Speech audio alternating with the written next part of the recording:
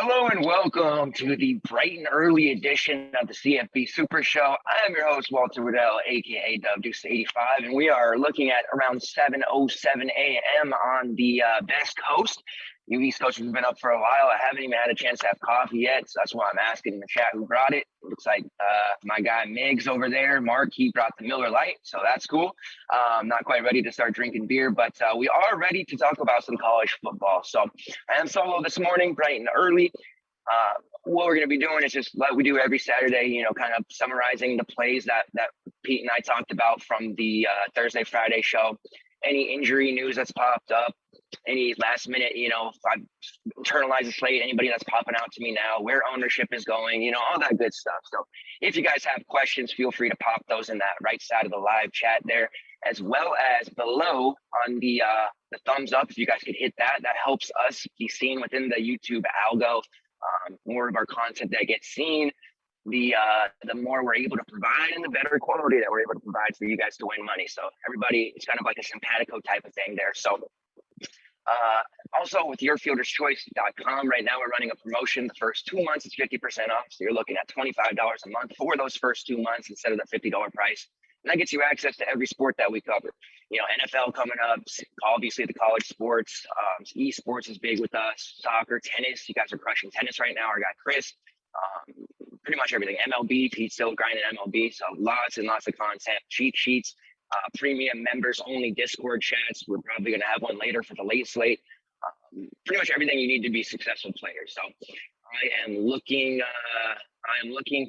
ready, good. Yep, I'm awake. All right, let's go. So first, we'll talk about some quarterbacks. My quarterback play. See that the sun is shining out here. I'm kind of different than the industry. So right now, I'm looking at my guy Desmond Ritter, who I made as a cover boy. No surprise there that I'm on Desmond Ritter. I usually always am. He made us good money last year at lower ownership, and I know that coming into it, he's projecting right now about sub 20%. So I feel pretty good about going back to him. He's 9.2, a little more expensive than we'd like to see. I know that people are kind of worried about the blowout factor here, but what puzzles me, and I talked about it last night on the show with Pete, is that Spencer Rattler is 500 more, and he's in almost the exact same situation, playing an even worse team than since he is in Tulane, and there's going to be a blowout there. So it does puzzle me a little bit that people aren't worried about Rattler and the blowout factor, but they are worried about Ritter.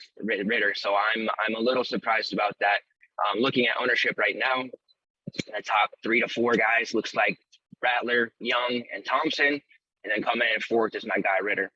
I am seeing a little bit of Anthony Brown and De'Aaron King start to pop up since last night as well. You guys know I'm Anthony Brown. I really wasn't on him. I kind of was, not that high on him to begin with. As far as Ritter, he's a good passer. He's got his main weapons back. Alec Pierce back. Josh Wiley. He definitely has the stock in hand to make a run at that Heisman and improve his draft stock, which is why he came back. He threw for almost 2,300 yards, 19 touchdowns, only 6 interceptions, so not a big, mistake guy. But where he makes his real value for us is within his legs. Big time rusher, averages almost 6 YPC yards per carry. You guys know I'm a big YPC fan. Anytime I see anything over 5, I get giddy about it. Anytime you see a quarterback average over 5 YPC is very strong as well. So the fact that he rushed for almost 600 yards, 12 ground scores with that 6 YPC is pretty strong. I think that, if it does turn into a blowout like it probably will, he's going to be the main reason. They don't have Jared Oaks anymore. I know Jerome Ford has some nice games. He's going to be the main running back for them now, but I think that Ritter's just going to call his own name a lot. And, his rushing total on Prize Picks, which we'll talk about at the end, is like 54.5, or it was last night. It might have changed. It tells me that, they think, and Vegas props think, that he's going to be a big time rusher, even in a blowout. So Ritter is definitely a guy that I'm going to be rolling with quite heavily. And I'm fine with his ownership being, kind of middling. Other QBs on the slate, Bryce Young for Alabama. Put in my note in my article that, you're probably going to want to pay up. I mean, you have really 2 builds here. You can go like a Skylar Thompson and a pay up, or you can go double pay up. There's enough value at wide receiver to make it work. However, with Breece Hall being 9K and you actually go to make the lineup, it's a little more, I guess, stiffer than what I was expecting with the pricing. So I'm playing around with different builds, and a lot of people think that you have to run the quarterback in the super flex, and typically it's a winning play. But I actually could see with how strong the running backs are in the slate, it working out the other way. But Bryce Young is starting to pick up a lot of ownership. If you wanted to roll him over Ritter, they're pretty much the same price. You're getting a $300 discount on Young. Steps into a very ideal situation, obviously. He's got a lot of weapons. I know Najee Harris is gone. Harris is gone. Waddle's gone. But Alabama's just a talent factory. I like Ohio State in that regard. They just reload every single year. And, I mean, they have a WR squad that is just to die for most teams. So he does have the weapons. He did throw, or he completed 13 passes last year, 156 yards and a touchdown. Didn't showcase his running ability, but in high school, he was a big-time runner. He says that he's kind of a new age dual threat QB, whatever that means, where he's not going to focus on running, but he wants to extend plays. If the pocket breaks down, he's going to, run out of there and try to make plays, but not try to be like a Mike Vick type or whatever is what his quote was, I guess. The Miami Hurricanes defense is gashed pretty well by capable offenses, so I'm not really scared about it. I think that he's just fine. With him getting ownership, he's certainly a good cash play. I think if you're going GPPs, it would make sense to maybe look elsewhere. But definitely a good play. Now, if you want to go cheaper at quarterback, Skylar Thompson at 6'6" is definitely in play if you want to save a little bit of money. He's been a really reliable cheapie for us over the last 2 years.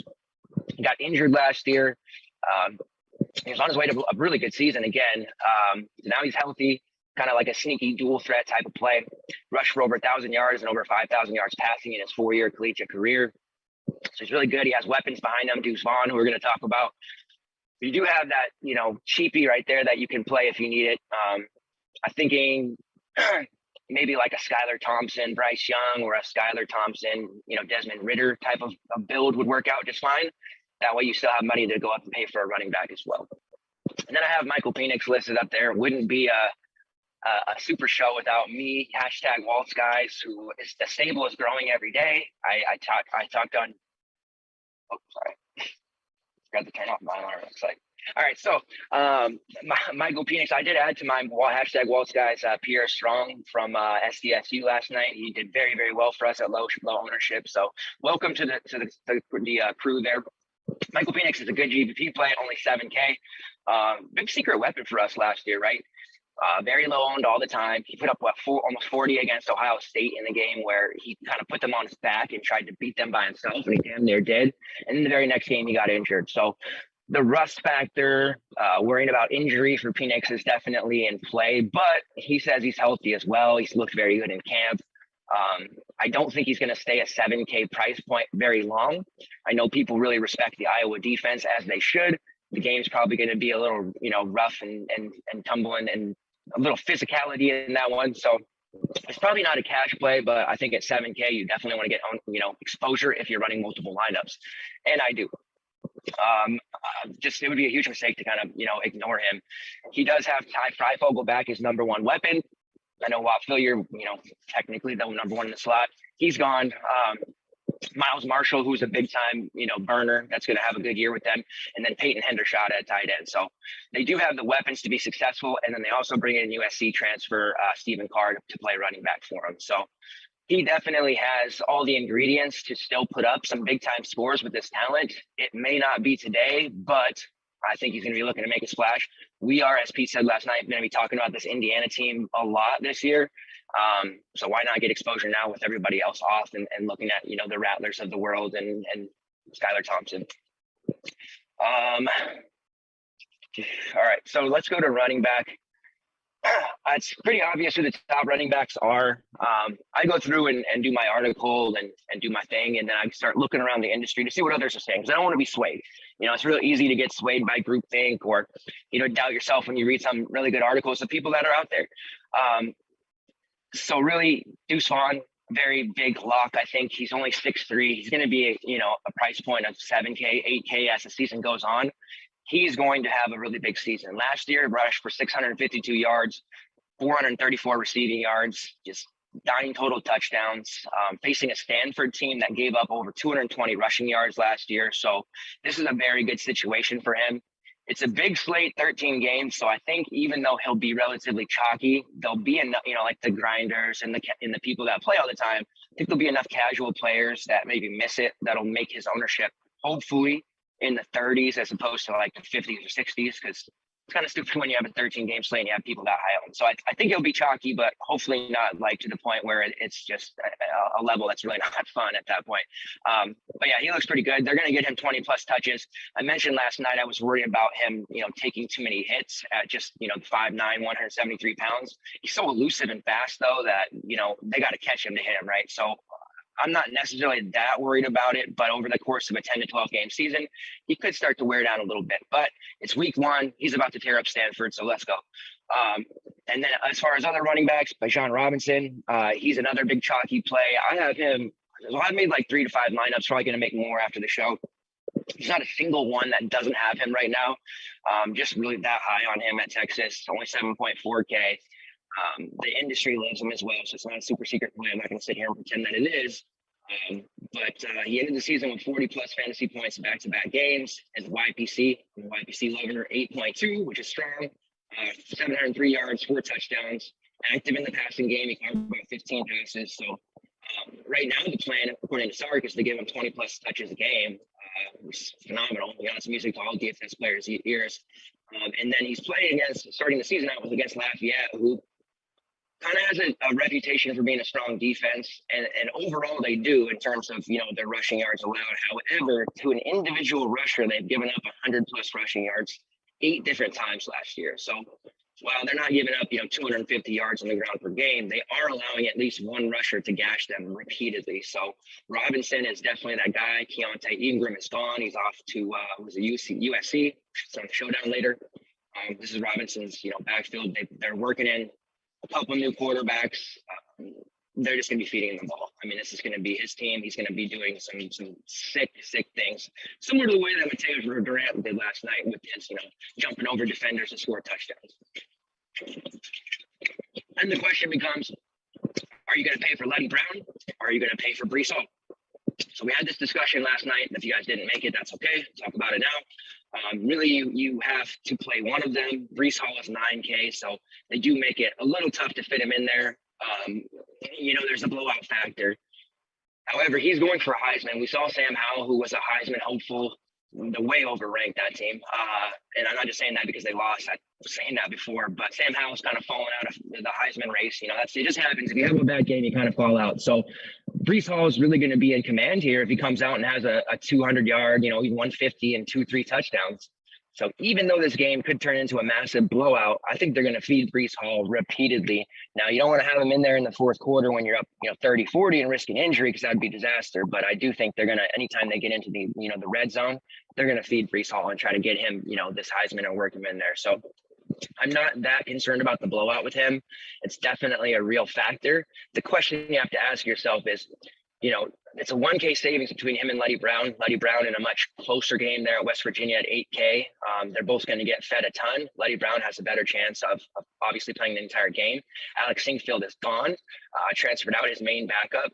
His other backup is I believe in game time decision, banged up to the point where he probably won't even get any carries. So Letty Brown's a true bell cow in every sense of the word, to where it may be a running back, that spells him or gives him a water break every once and again, but he's going to be looking at 20 plus carries. So I have warmed up considerably overnight. I didn't pull quite an all-nighter, but it was a late night for me. I only slept a couple hours. So I had a lot of time to think about this Letty Brown, Breece Hall decision. And I have plenty of both, but it's mainly, I'm always talking main lineup, cash game, single entry. This is what we're putting our hat on. And I think at this point I have warmed to the 1K savings on Letty Brown. Playing against Maryland, they could not stop anyone. It reminds me of the game where Maryland played Minnesota last year, early in the season. Neither team could play defense. Jake Funk ran for like 200 multiple scores. On the other side, Mo Ibrahim ran for 200 plus and multiple scores, and neither team could stop anyone. And that was the case for Minnesota the other night. And I think that's going to be the case again for Maryland. I think they're going to struggle to stop Letty Brown. He's a tank. I could see him and envision him just dragging people. Letty Brown is not just a runner as well. He will contribute to the passing game. So as I mentioned, I am definitely higher on him than I was even as much last night. He's going to be a little chalkier. I do have lots of alt lineup exposure to Breece Hall just in case he does get a full run and blow the doors off of everything. But those are definitely the top four, and I think you need to play three of those four in your main lineup. I did mention Trey Sanders for Alabama. That is somebody who at 3K, I'm very interested in. Obviously, it's kind of hard if you're a Bama fan, you know it, but Nick Saban doesn't just willingly give compliments to guys. That's just not a thing for him. Billingsley, their tight end, is in the doghouse because he acted, pardon this old man term, too big for his britches. I really am getting old. And he's been made to tight end 3, might not even play. So he doesn't care how good you are. You typically, he's going to treat you like an ordinary guy, and it's for the best of the team. However, with Trey Sanders, he's been gushing like a high school girl about him on Valentine's Day, honestly. So he even said, the one guy I'm impressed with is Trey Sanders. Went on to say, because he was in a car accident, missed last year, or most of last year. He's fully healthy. He's excited to see what he's going to bring. They're playing, against Miami. The game could be relatively close at first. I know some people that on the one end, you argue, well, if it's close, then Sanders isn't going to probably get a lot of carries. They're going to let, Robinson and get the carries, which may be true, but I don't think Sanders is not going to play regardless. And that might only be 5 carries, maybe a couple targets, but at 3K, you don't need a whole lot. And if they get into the red zone and they run a package for him and he punches it in, you're basically at value with the 1 touchdown. So I do think at 3K, he makes a lot of sense. Obviously for GBP, that goes without saying, but you can get away with running him in your main lineup. You want to run an expensive quarterback, in my eyes. You want to run 3 of those 4 running backs that I just mentioned between Letty, Brees Hall, Deuce Vaughn, and Bijan Robinson. You like 3 of those guys in your main is a must in my eyes. And to make that work, you're going to have to play some cheapies. Now, we're going to offer you some cheapies at wide receiver, but I just want to say Trey Sanders looks to me like a guy that is going to push Robinson for time. He's listed as an or right now with Jason McClellan and for that RB2 slot. So I just don't see Robinson being the Najee Harris type where he's going to, tote the rock 25 plus times. Maybe I'll be wrong later. We'll see, but I just don't see that. So it's a new era in Alabama football at running back, at least. Let's go on to wide receiver here. All right, so I'm just reading the chat. All right, so wide receiver. First, Josh Whittington. He was a guy Jordan Whittington, got Josh Moore and Whittington confused there for a second. So what happens when you don't have coffee? Whittington is a guy that stuck out to me right away at 5K. Very excited for him. Come over, look at ownership. He looks highly owned. So we are going to have a lot of chalk here. Now, until last night, the chalk builds and eating that chalk has paid off significantly. The week 0 slate, definitely. That Thursday slate, definitely. And then last night we had Pierre Strong lower owned, the Charlotte stack lower owned, and that worked out. So the leverage is going to start working out here. But as you guys know, I will eat good chalk. Whittington, I'm not going to jump off him just because he's higher owned. I'm expecting a big season from him, and maybe even bigger than Josh Moore. Even though Texas is, rolling with some new quarterbacks, some young guys, they may be rolling, 2 quarterbacks for the first game or 2. It sounds like. I'm not that worried about them finding the receiver targets, especially with a stud running back in the backfield like Robinson, where the defense might pay extra attention to him. Whittington caught 21 of his 24 targets in the shortened season, 206 yards. Very good hands, lots of potential.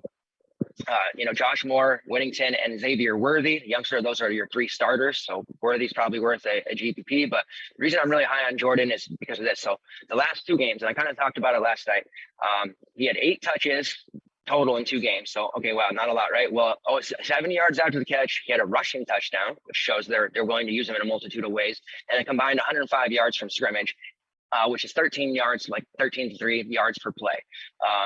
So he's going to be a guy that even if he were to get like 3 to 5 targets, he's going to make the most of those. He could still potentially put up a 100-yard day. I think he'll have more than that as far as targets, not necessarily yards, but he's a big time play. So I'm on Whittington. The rest of the industry it's just a cheap play at wide receiver, which I'm really harping about, that I feel extremely good about. JoJo Earl for Alabama, another cheapy wide receiver that you can look at. And I probably wouldn't recommend doing like a Sanders Earl in your main, although I stared at it for quite a long time last night, trying to talk myself into it. But there's been a lot of chatter in the premium room about JoJo Earl. You guys may have seen that. Chris is very high on him. I'm very high on him. Really expecting him to step in and be an impact player right away. He's listed as an or there with Slade, Bolden. He's been compared to Jalen Waddle, which is a big deal. He's going to be, running kicks back. He's going to be on the field a multitude of ways. Alabama loves having these super quick guys that, return kicks like Waddle and then still are on the field as well. So Earl offers you potential for a kick or punt return touchdown, which obviously you don't want to count on that, but it could happen, as well as targets throughout the passing game with the new quarterback. I think he's going to push Slade Bolton for time and maybe even push Slade aside and become the actual starter there. So that wouldn't surprise me. Bama has an intriguing group of wide receivers. Ohio State transfer Jameson Williams is there. They got the freshman Guy Hall. I'm sure I said his first name wrong, but we'll get that improved as the season goes on. And then John Mechie, who Mechie is probably a better play on FanDuel this morning than he is on DraftKings just because of price. But, they did reload at wide receiver. Pete's pretty high on Jameson Williams. I don't mind him. He's more of a GPP play for me just because I do like Earl a little better. But at 5'2", I mean, you really can't go wrong getting cheap exposure to starters for Alabama when we're so used to the past forever having Alabama wide receivers 7K, 8K, 9K. How often Najee Harris too? How often can you get Alabama offense exposure for this cheap? So I do like JoJo Earl. I'm on the hype train with Chris on this one and the Alabama fans. I have high hopes for him. As of right now, I have JoJo Earl in my main, not Trey Sanders, just for what it's worth. All right. Mississippi State wide receiver. So my favorite and I have is Jamir Calvin, the Washington State transfer. He had played in, WSU with Mike Leach. He's very familiar with the air raid offense. Leach wanted to bring in a guy who's familiar with his offense. We had some growing pains with this Mississippi State team last year when Leach first got there. They 1 second. Sorry, guys.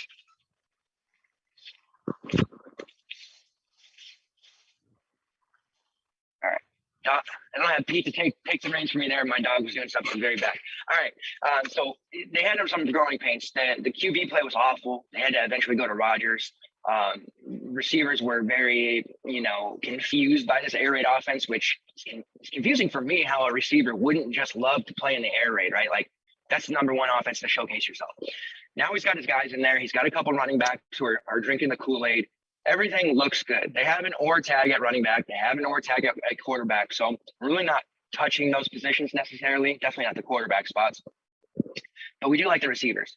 Jaden Walley was the big-time freshman who went off for them last year, 700 yards, big-time player. He's got an or tag next to Austin Williams, though, in the slot there. So with him being the most expensive over 6K, I think Walley's better suited for GPP or not rosterable at all because you have Calvin at 4.8. Because you have Makai Polk at 3.9, Austin Williams 4.2, and Malik Heath at 4K. You have all these cheap wasted exposure to a high-powered air raid offense. Right now, like I said, I'm on Calvin first. He does project to be the chalkiest, unfortunately. But his familiarity with the air raid offense and Leach taking care of his guys, because that's what he does, he's going to feed him. So I think we're going to see a lot of passes his way. With Heath, there's a lot of rumors going on the last 24 to 48 hours. This is, as we get news and stuff, we talk about this, and this is the show that we talk about it.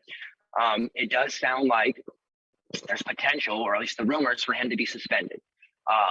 Problem with this is, we don't know for sure. It could be a first half, could be the whole game, it could be just a bunch of bullshit.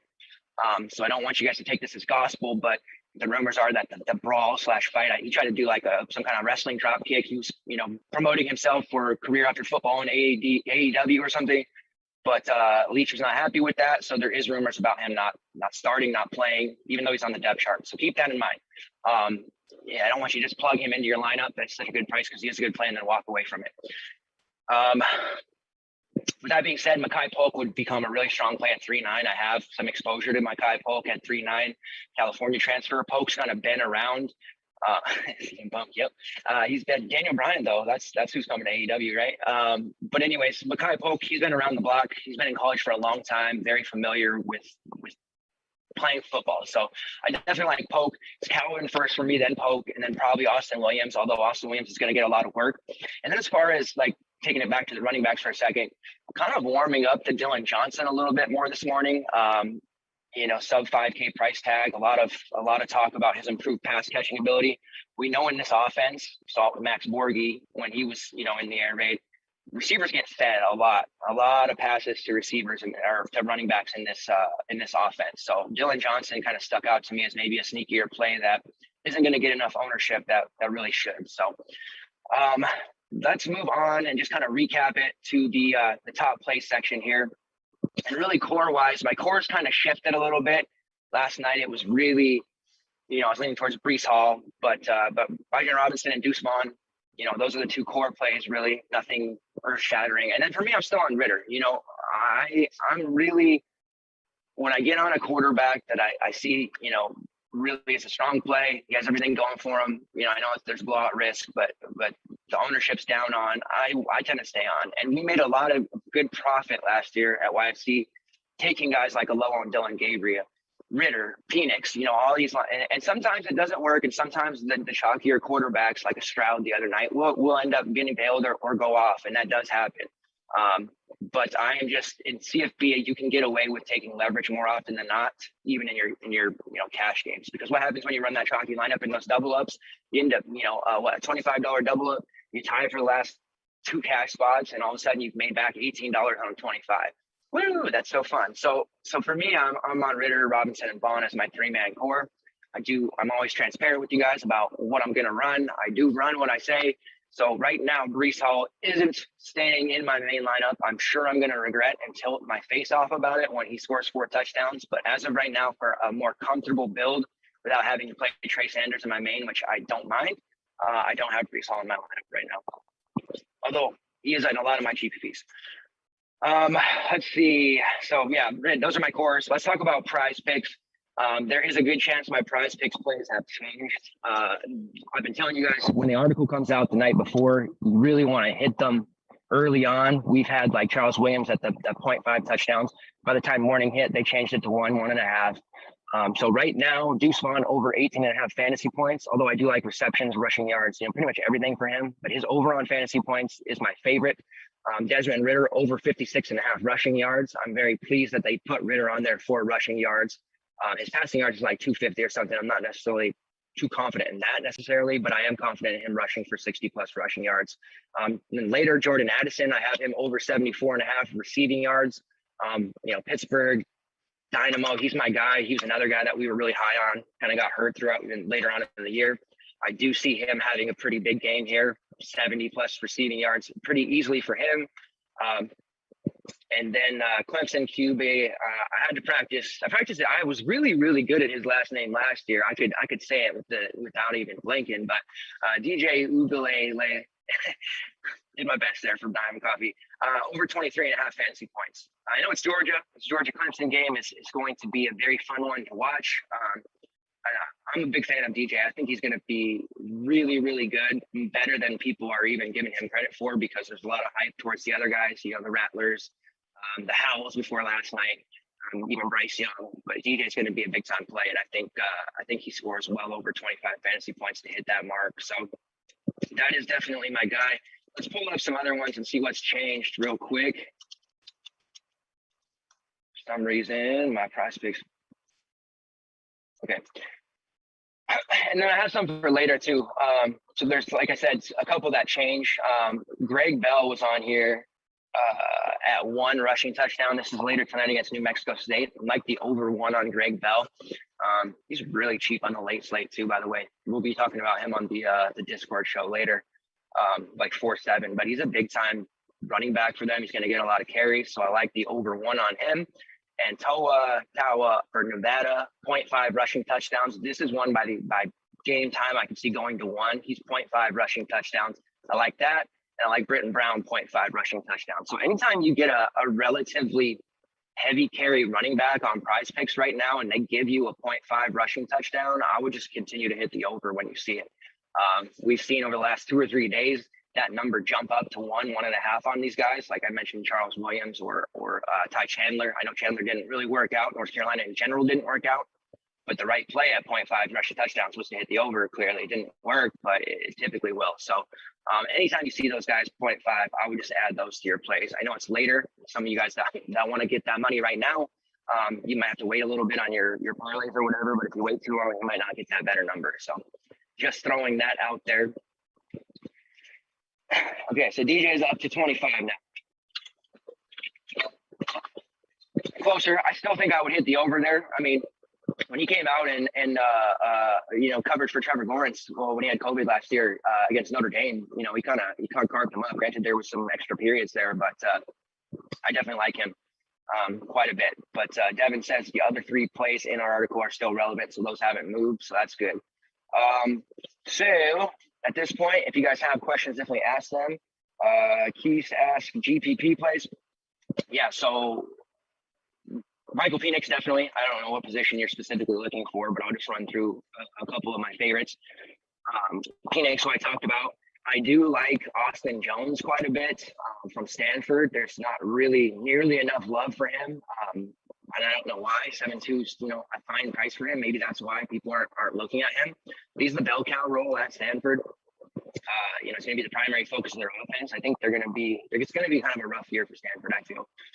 Jones is just a volume guy, though. Rushed for 550 yards, 9 touchdowns in 6 games. 3 of those games, he had 2 touchdowns. Actually, 4 of those 6, sorry. 60% of his team's rushing touchdowns, 69% of the team's rushing yards, and 40% of the team's overall touchdowns. So his touchdown equity is probably, if not the highest, top 3 highest on the slate of any other player. They get into red zone, they're going to give it to him. And he can break big runs too. He's not just like a short yardage guy. So Austin Jones is a very solid GPP type of play. And then let me mention someone from Wisconsin, because Miller Lite, aka Meg's in there. He's been pushing the Wisconsin guys. Chaz Malucci, 5K. He got the starting job over Jalen Berger. So I like Chaz for GPPs. I do think it's going to be closer to a 50-50 split, as opposed to Chaz is going to just come in there and rush 10, 20 times, a game. He's never taken more than 8 carries in a game. So that's why I'm like, is he really going to jump into, a game that's going to be physical? And they're going to be hitting each other, in the bounds, and I just don't see him coming in there and taking 20 carries. So Jalen Berger is probably going to get it. He could actually out-touch Chaz at the end of the day. We'll see. Chaz does have this going for him, YPC guy, career 6.0 YPC, which is like top 3 or 4 in Clemson history, believe it or not, right behind Travis Etienne. 427 yards, 6 touchdowns in his career, but again, not taking more than 8 carries in his career would be my concern there. But he's only 5K, so I definitely don't mind getting exposure there. And then a couple of GPP wide receivers that you can target. Skye Moore from Western Michigan at 5'9". I do see other outlets talking about him as a high upside GPP play, so I'm happy to see that. He's really good. 2 years ago, he had over 800 yards. Last year in the shorter season, in MAC, they had to play a different kind of schedule. He only had the 391 and 3 touchdowns, caught 25 passes on 36 targets. Expect that number to go way up. Michigan is supposedly going to be a completely revamped team, better offense, which I do believe, but supposedly better defense, which I'm not sure I believe yet. So I don't see Western Michigan coming in there and having Michigan blank them or anything. I think, with a quarterback like Ellaby and weapons that they have at running back, like Jefferson, they're going to score some points. So Skye Moore at 5'9", he's typically a guy that on those slates, those action slates, was 7K or more. So I like him. He's a big time burner. He's going to be in some GPP lineups for me. And then I also like Charlie Kohler. So the case I made last night, if you're going to fade Breece Hall, getting exposure to that Iowa State passing game makes a lot of sense, especially with Charlie Kohler. Kind of, his touchdown equity is quite high as well, Mr. Reliable. He's 5'5", though. Last year we had him at 4'1", 4'5", 4'7". Like that price a lot better. 7 touchdowns last year. Whenever they got in the red zone, it was basically Purdy is going to call his own number, or he's going to throw a touchdown to Charlie Kohler, or he's going to let Breece Hall run it in. There was really just 3 things that would happen. So Kohler, high upside for scoring touchdowns. The price is up a little bit. He's going to be able to outmuscle Northern Iowa. I will say the Northern Iowa defensive line is pretty nasty in terms of when they face their own, competition in their division. They smack them around. Obviously, this is Iowa State, though, so they don't see competition like that so much. But I like Kohler, and even like a Brock Purdy pairing, who I didn't even talk about. It's only 7'9", kind of a lunch pail guy, right? Puts up 20-plus fantasy points each and every game. He rarely breaks the slate, but he also doesn't nuke your lineup to the point where you're like, why did I play him? He scored 20-plus DK points in 9 of 12 games last year, almost 3,000 yards passing, 19 touchdowns, 5 rushing scores. So this feels to me like in the first half, it'll be a dink and dunk type game where he's just going to hit Kohler, hit Milton, hit Hall, like just dink and dunk, 5-6 yard passes all the way up and down the field and kind of rack up points there. So I'm definitely, a fan of Purdy in terms of GPP exposure. But those are just some of the GPP targets that I'm into. For Dutch, that seems to be viable to go 4 running backs today. I'm glad you brought that up. Pete and I have had this debate, and I almost got him on team 4 running back. I know he's considered it now, but with the pricing the way it is, it's very, they did a good job of making it very stiff. These last couple slates that we had this week, we've had some really obvious cheap guys. Barrier for Eastern Washington, Reynolds yesterday for Charlotte. Just plays that you gotta lock in, right? Chandler, I know it didn't work out, but he's only 5'2". It's very, very stupidly priced. Today it's tough because the top 4 or 5 quarterbacks outside of Skylar Thompson are all over 8K.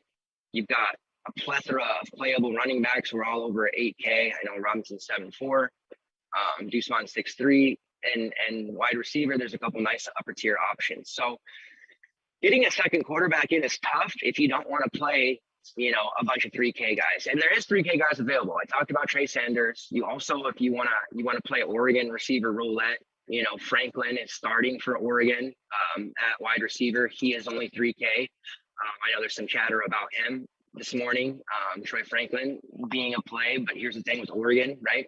They spread out their exposure. They have a bunch of different receivers. It's really like a roulette wheel. And I'm personally not convinced that Anthony Brown is going to be the savior for this team.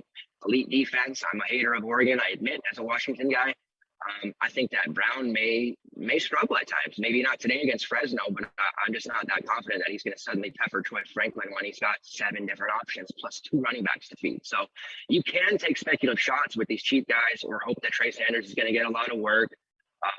There's a couple of cheapies here, or load up on Mississippi State guys, which is totally fine.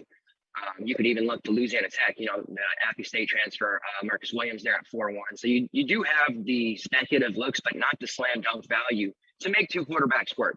Now in cash games, most people will tell you 2 quarterbacks is the play, that's the move, and typically it is. And I would say it's probably Skylar Thompson and then the pay up of choice that you want. Industry like Rattler, I like Ritter, Bryce Young, there's I think a happy medium between the 2. So it will work, or should work. But 4 running backs, I feel like, if you play those 4 we talked about between Brees Hall, Letty, Deuceman, and Robinson, then you're going to give yourself a really high floor. You're going to have a running back that in Brees Hall or Letty that can match pretty much any QB today, in my mind. And end up having a unique build to where you don't have to share, that last cash spot with 15 other people. So yeah, Duff, I agree. There's a lot of viability of 4 running backs. If you're not comfortable doing it in your main lineup and you're running multiples, definitely do it in some of your others. My MME builds the last couple of days, my 4 running back lineups have been cashing, especially last night. 4 running back was the play, obviously.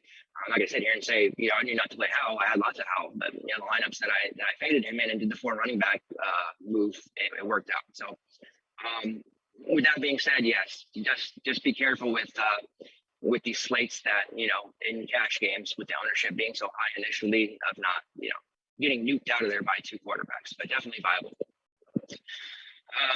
So basically there's going to be, just going to talk about shows here real quick.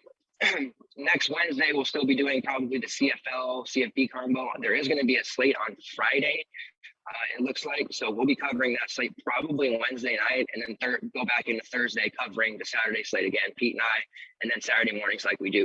Fridays is going to be reserved for soccer. So Adam's going to be doing live shows for all the soccer stuff going on. There's always soccer slates. So we're going to be breaking that down. A lot going on. So I'm definitely excited about all the content that we're going to be offering. If you're not a member already, definitely consider it. As I mentioned, there's a lot of slates today, right? So 4 classics, 6 showdowns. Typically Pete writes up some showdowns, so we'll have some showdown content most likely later. I'll have a write-up for the late slate and the late night slate. The afternoon slate is just kind of a continuation of main, right? Except for the morning games chopped off, so we won't have coverage for that. But we will be doing a members only Discord for the late slate. And then maybe we'll do a free one for the late night, just so you guys can see what that's like and allow us to earn your business. So we appreciate it. A lot of you guys have followed me since 2013, 2014, when I was doing college basketball shows on Blog Talk Radio. So I really appreciate those of you who have continued to support me. This is fun, just a dude on the West Coast talking sports. So I'm going to get some coffee. Let's check the chat one more time before we head out. Purdy and Thompson and GPPs. Yes. Yep. I like that. And then next Wednesday, Devin, it's his first NFL show. Yeah, so NFL, man. Next week is NFL time, right? So we will have an NFL show next Wednesday. We'll have lots of content for you guys. So NFL guys, I think we'll be going earlier. We'll have the schedule figured out and out to you guys, by Sunday, Monday, and then we'll have a CFL show later on in the evening. So I appreciate it, all the continued support. I will be on Twitter if you guys aren't members yet, or you can head to the general or CFB room. Like I said, allow us to kind of earn your business and prove to you that we know what you're talking about. Otherwise, in the premium college room is where you'll see any last minute news, depth charts, somebody has got hurt in warm-ups, all that stuff, as well as, posting core plays and reiterating lineups and stuff like that in that premium college room. Mainly the news right now is Malik Heath, is he suspended or not? So just be aware of that if you're planning to play Mississippi State, guys. Mafa, the man at producing over there in the East Coast, I appreciate him as always. Thanks for hanging out with me this morning, guys, and good luck today.